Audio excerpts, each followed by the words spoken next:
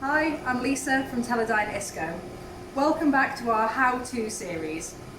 Today I'm going to show you how to make the most of one of our new features on our CombiFlash NextGen range, and this is the end of run hold feature. If you have the end of run hold enabled, the system will automatically pause at the end of the run so that you can check the chromatography before it washes and air purges the column. To activate this feature, you start the run as you would do normally by pressing the play button. You then select your sample loading, and underneath here you have the option of selecting end of run hold. All you need to do is make sure that that is greyed out and hit the OK button as you would do normally, and the column will start equilibrating.